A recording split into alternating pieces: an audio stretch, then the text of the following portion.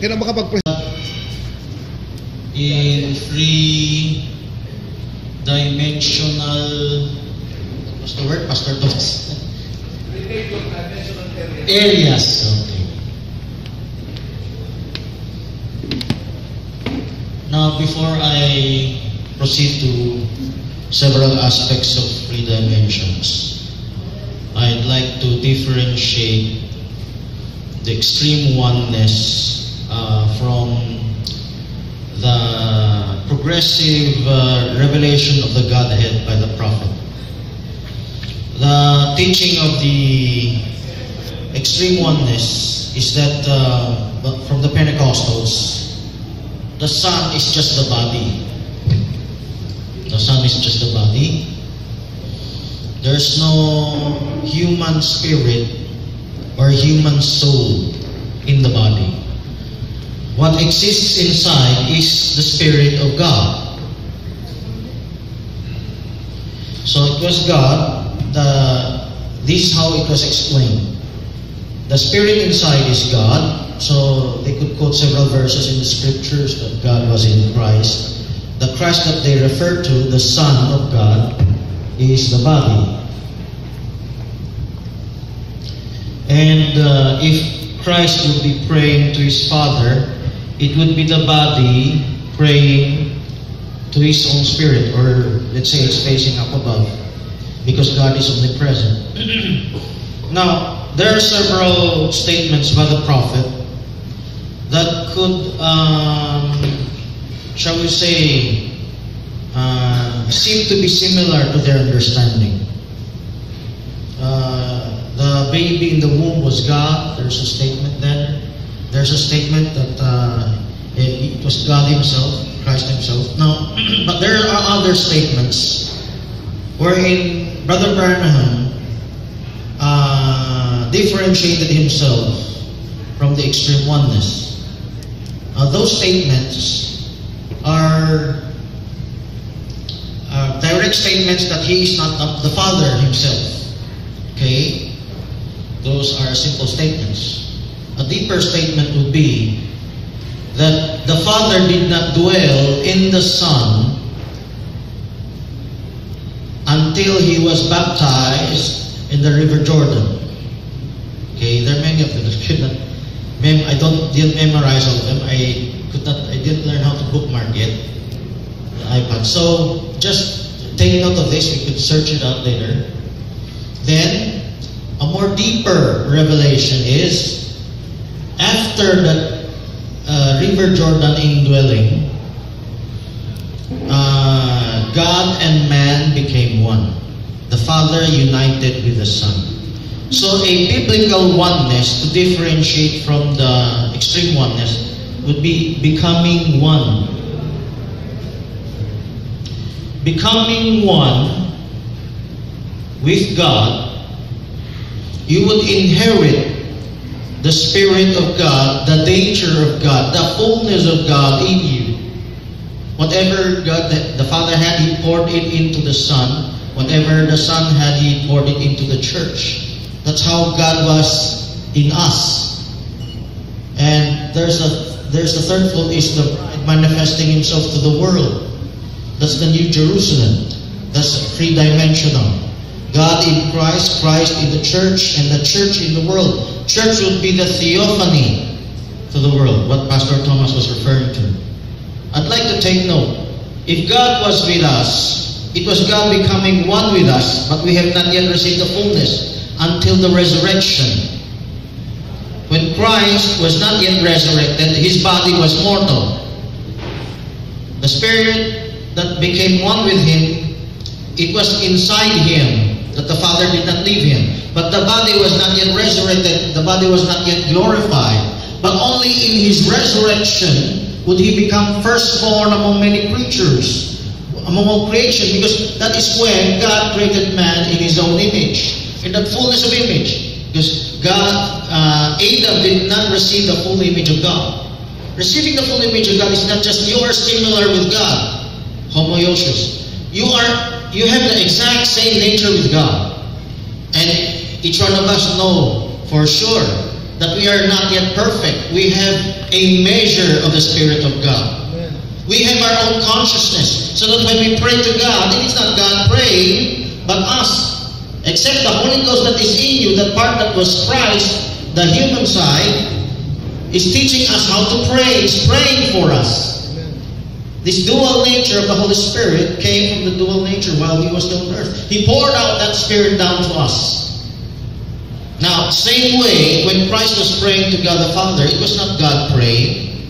It was the Son that was praying. It was the soul and spirit of Jesus Christ. Jesus Christ is a complete man with a body, soul, and spirit. Brother Branham said this is a three-room house. God occupied a three-room house. So there is a human spirit, a human soul, and a human body wherein God occupied and manifested Himself. When He manifested Himself, this is what the prophet said. Sometimes He was speaking as a man. It was the Son Himself inside. It was not God acting like a man that would seem like He was an actor. That's how the oneness would like to portray it. Extreme oneness wanted to portray it. It was not God the Father acting like a man. It was there a genuine man, a human spirit of the Son speaking out from the body. And the prophet said sometimes He's speaking as the Father. It was the Father speaking through Him. And the Jews said, "You are a man, how could you do such things? You are blaspheming, you make yourself God." And the Son said, "It was the Father in me that is doing the works." Now, in lieu with this, there's a statement from the prophet that He is not God Himself, but God indwelled Him. Then, there's a statement, the Father came at the river Jordan when that acceptable sacrifice rose up to the water. Then, there's a statement, the Father united with the Son. So, becoming one is the great mystery of godliness. So, when the oneness revelation came in 1913, it was still God who was moving. But the prophet said, do not put a period, but a comma. Because revelation does not come in bulk. It comes gradually for our perfection. So when the Trinitarians were corrected by the oneness Pentecostals, the revelation was not yet over. The revelation was still in progress up till the end. So all these things were mentioned by the prophet for us to go back to the scriptures, as he said, and prove all things by the scriptures whether those things were true. Okay, that being said, I'd like to proceed to other aspects of this three-room house. Is also one example of God in three-dimensional areas. Now, let's expound on this three-room house. From this three-room house, let's go to the spirit. I'm gonna put a tabulation here. Then the soul. You know, man is a triune being, as God is a triune being, but not how the Trinitarians understood it. There's a biblical Trinity. Even the prophet used the word Trinity. So, you have to understand, regardless of the word, what is the right understanding? If the word oneness, there's nothing wrong with that word, being one. Okay? So the word Trinity, there's nothing wrong with that if it's a triune being. Now, man is a triune being. If man was created in the image of God, God also had this manifestation. But we're going to talk about dimensional areas because God is so vast and so wide for us to comprehend. He uses all these examples. Example of a man, then the creation of the world. Romans chapter 1 verse 18, 19. The whole world is manifesting, let's say, showing the eternal Godhead. Okay? So, from God Himself, the Spirit of God Himself, let me put some words. Rema, Logos, and Theophany. I'm going to use these words to show the three-dimensional areas of God. Then there is this, coinciding with this is parousia, the coming presence. This is the word from 1 Thessalonians 4:16. So that there was a time, the third category of teaching that came here in the Philippines said Christ already came down 1963. So it's from this parousia doctrine wherein this is the word of the word coming, of His presence, the coming of the Lord. This is the word in Thessalonians. Now, Apocalypse, this is the revealing. God in three-dimensional areas, and there is, alongside theophany, epiphania. These two words are very similar. It just means manifestation. Now, when worldly people, if you talk about receiving a revelation, they do not say revelation. They say, I received an epiphany. And these all three are very similar. Now, let's distinguish what these. Rhema represents the written word. Now, when the prophets felt the presence of God, they wrote down the inspired books of what we have now, the Bible. But we need the revelation from the Bible. We don't just have the written book. We need preachers to be sent to expound the book. That's why we need a prophet. We need ministers. There are prophets, there are apostles, there are pastors, there are teachers to expound the book. It's not enough that you read by yourself and you don't need to listen to the preachers. So that is the role. These two work side by side. Acts chapter 8 verse 30, the eunuch said, how can I understand what I'm reading unless you explain it to me? So aside from the written word, you need the revelation of that word, the understanding. That's where we get the word spoken word. Spoken word is something that is preached, something that is expounded. There are many things that took place that was not written in the Bible. And what will fill that up would be the spoken word. A spoken word are the words spoken of by the ministers of God in expounding the word. Okay, it's not just a prophet, but the prophet, of course, is one of those that open up the mysteries for us. Now, so we need the understanding. Then, if you receive the Spirit of God, the parousia, that is, you are being sealed by the Holy Spirit, the Spirit coming down in you. What came down in you is the Spirit of the Father that became one with the Son.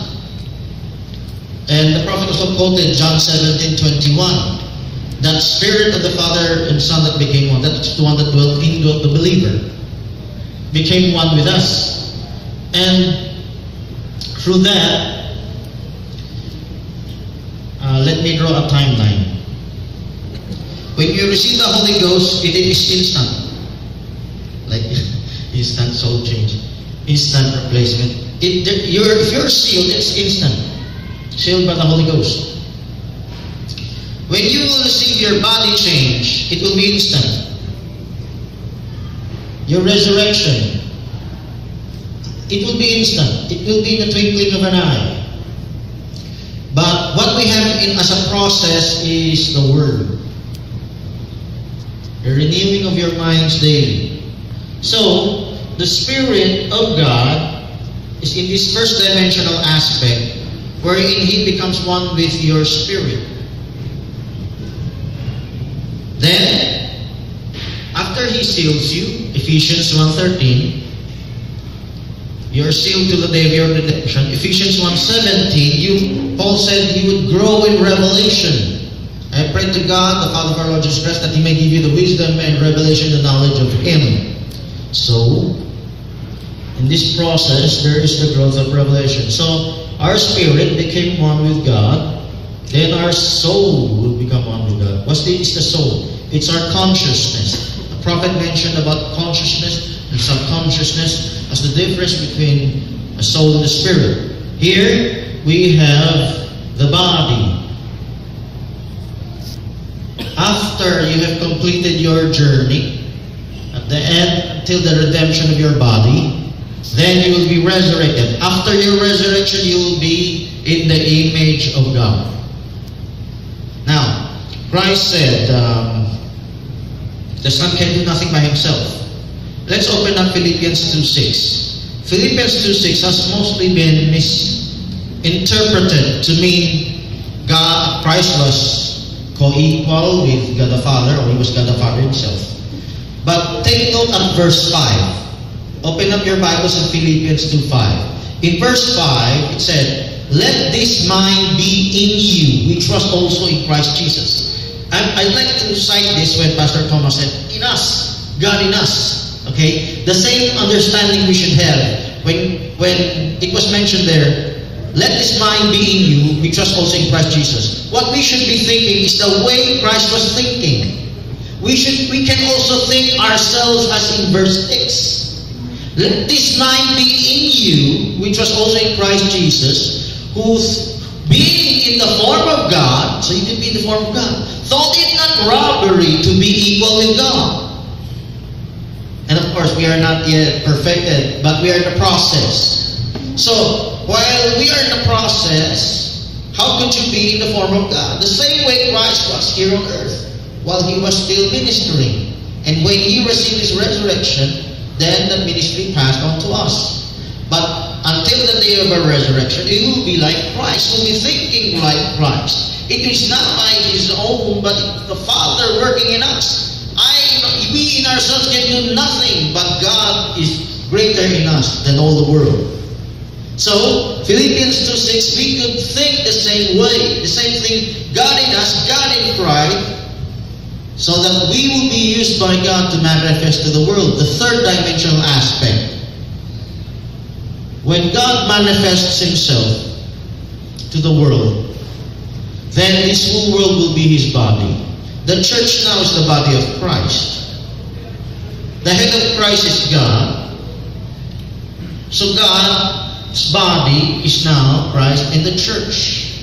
But when the church is fully manifested in his image, the body will now be the whole world. So the whole creation, when you understand the word made flesh, it was not just God forming a body in the womb of Mary. It is also God forming a body in the bride of Christ.